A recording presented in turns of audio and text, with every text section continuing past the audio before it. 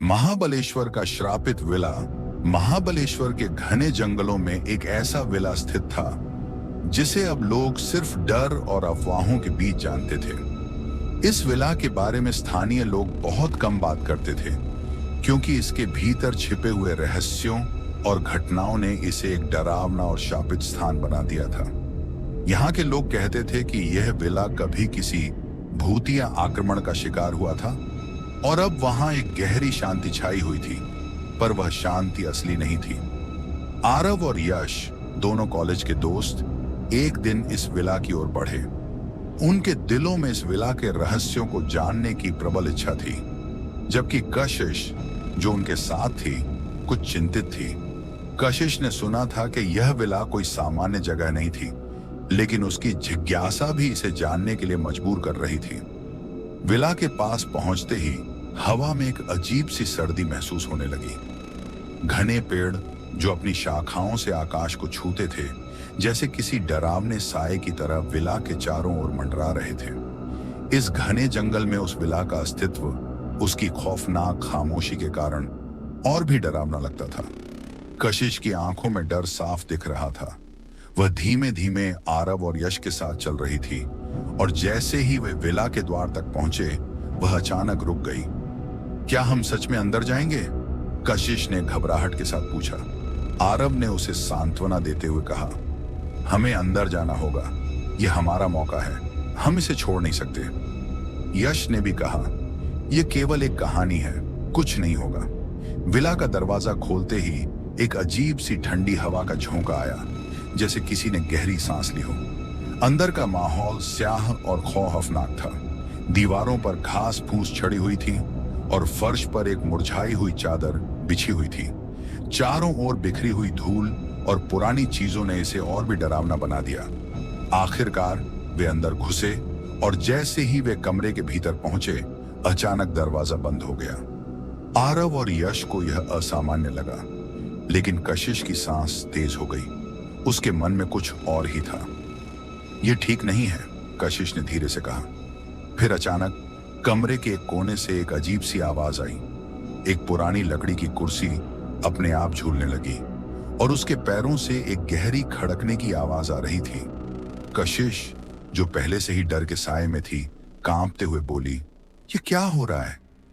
आरव और यश ने एक दूसरे को देखा, और उन्हें एहसास हुआ कि विला में कुछ तो गड़बड़ है। जैसे ही वे कमरे की एक ओर बढ़े, उन्होंने दीवार पर एक धुंधला सा नाम देखा।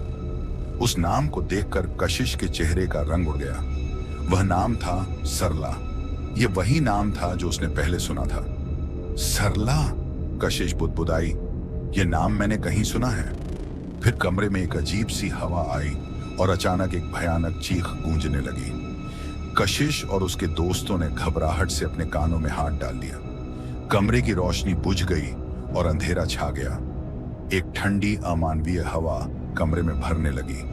तभी अचानक कमरे के बीच में एक आकृति प्रकट हुई। वह एक जलती हुई महिला की आकृति थी, जिसके चेहरे पर डर और गुस्से का मिश्रण था। उसकी आंखों में आग जल रही थी, और उसकी त्वचा पर जलने के निशान थे। तुम मेरे न्याय के लिए क्यों आए हो? महिला की आवाज गहरी और भयंकर थी। तुम कौन हो? आरव ने हिम्मत जुटाते हुए पूछा। मैं सरला हूं, उस महिला ने कहा। मुझे जलाया गया था, और अब मैं अपना प्रतिशोध लेने आई हूं। अगर तुम मेरा न्याय चाहते हो, तो उस आदमी का नाम सामने लाओ जिसने मुझे जलाया था। कशिश की आंखों में एक हलचल मच गई। उसे महसूस हो रहा था कि यह सब कुछ वह नहीं समझ सकती। क्यों मेरी मदद कर रहे हो? कशिश ने पूछा। तुम मेरी आत्मा को शांति दिला सकती हो, सरला ने कहा।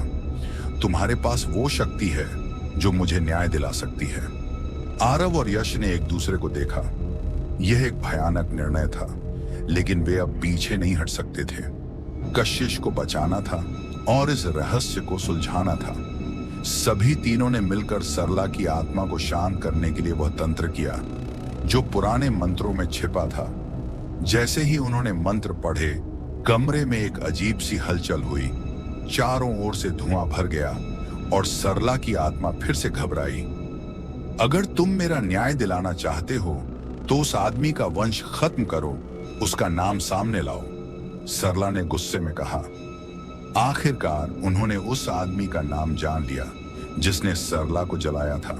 जैसे ही वह नाम सामने आया, सरला की आत्मा की आंखों में राहत की झलक दिखी। उसकी जलती हुई आंखों में आंसू थे और फिर उसकी आत्मा शांत हो गई। लेकिन जैसे ही कशिश ने अपनी आंखें खोली, वह अब पहले जैसी नहीं थी। उसकी आंखों में एक गहरी सर्दी थी, जैसे किसी ने उसकी आत्मा को छू लिया हो।